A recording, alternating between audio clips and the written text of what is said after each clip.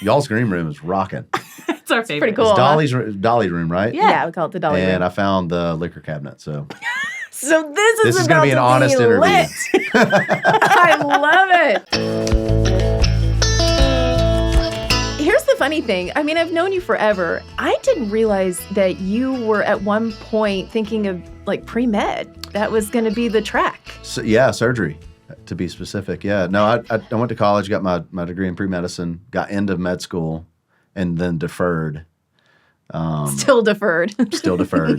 No, I think I lost that qualification after year 2. But Did you? yeah, that was a tough conversation with mom and dad. Not a fun one.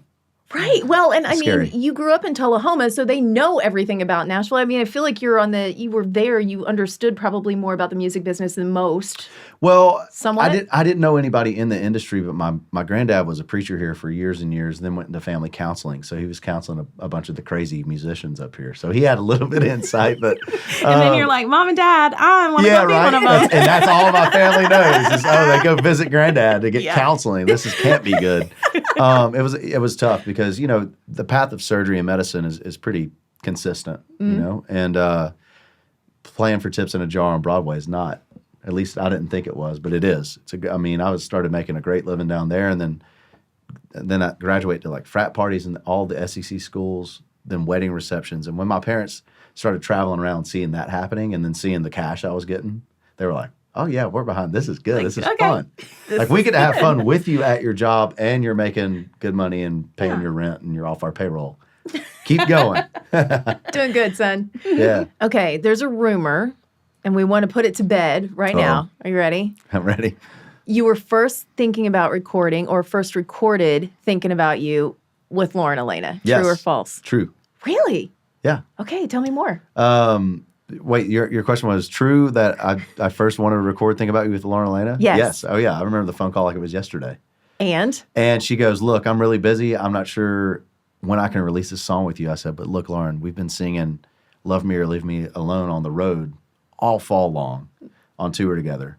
And our voices, work like magic when we do it. She's like, I know. I'm just letting you know. I was like, great. Well, let's go to the studio and do this. And so it happened. And all So of you us, did record it? we recorded it with Lauren Elena first, yes. Okay. And the song comes out and really starts reacting. The first 10 or 12 shows we had in 2020 before we got cut off, it was a huge moment in our set.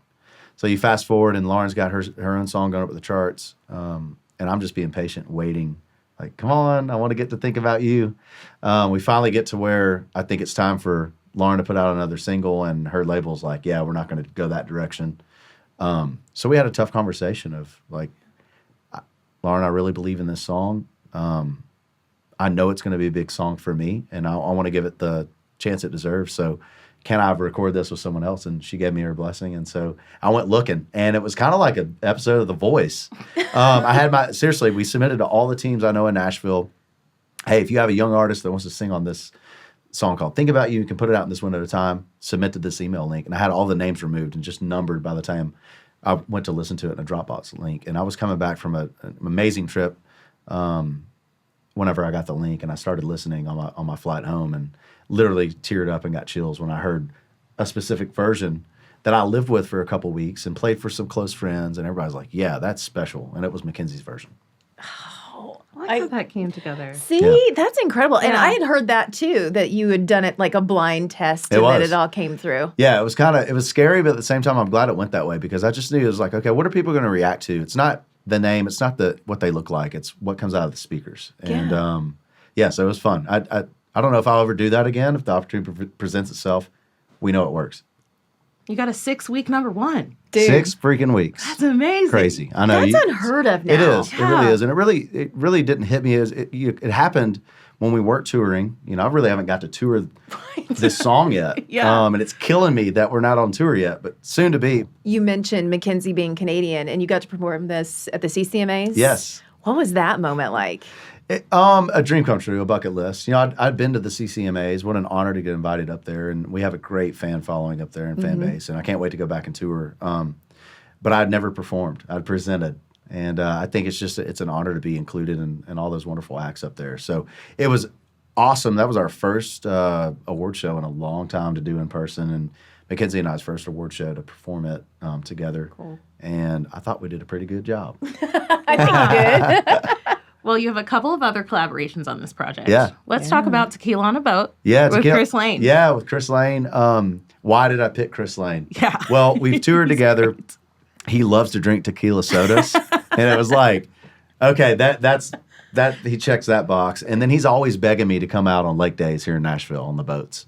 So it just felt like I don't know, it felt like the obvious ask for me. Perfect fit. And Chris really laid it back. I wanted, and kind of the guidance that I wanted whenever I sent him the song, I was like, look, man, like pretend you're Matthew McConaughey in that second verse. Like lay it way back in the pocket and chill. And our goal with this song was just to put it out and have it make somebody's summer playlist every year. You know, I think that's something I long to be a part of. You know, it's like you got the Buffett songs, the Marley songs, and the Chesney hits. I would love to have a song that makes one of those playlists.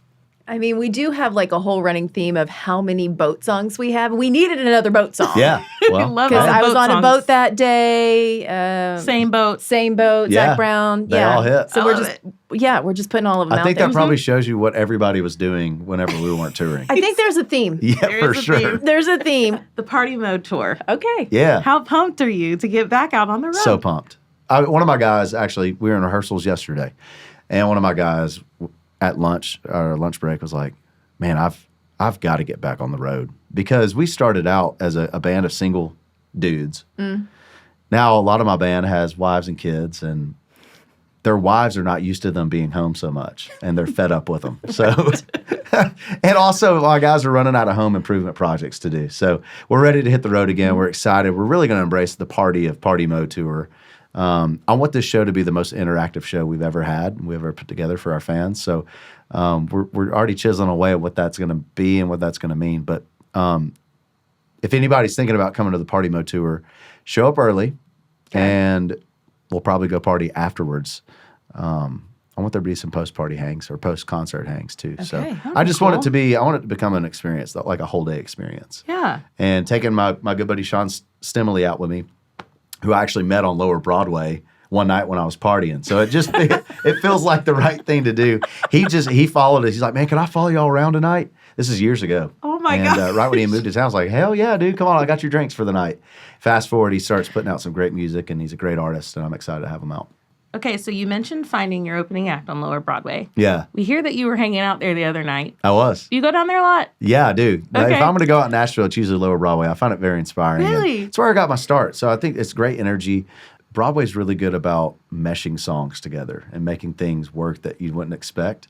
So I like going down there and seeing how songs react, and also maybe segues between songs, and watching other acts down there, you know, kind of go from this song to that song. Sometimes it'll spark, wait, what if I come out of where it's at and I can go into that? Or sometimes I actually come away with some ideas for rehearsals that we can implement, and maybe songs to cover that we wouldn't think would work, you know, for our Okay. crowd. But you watch them work on Broadway for a bunch of country music loving tourists, and you go, well, shoot, if it works here, it's definitely going to work at our show, because my crowd loves to party. So I feel like if it's working on Broadway, it's going to work at our show.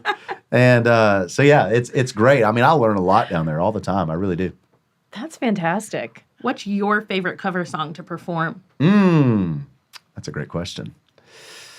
You know, one song that really went off bonkers at Crash My Playa was we got to headline down there this past year, which is crazy. To be on, you know, a headliner. It was us and Aldine and Luke were the head. It's like, what? How do we end up here? But I feel like we held our own. Anyways, we ended up closing the show with Mr. Brightside by the Killers. Yes. And I had never performed that song. I never would have thought to perform that song, but it went crazy down there. Who came up with it? It was that comes from a Broadway night on Broadway. I saw it work on Broadway. I was like, what if we try that?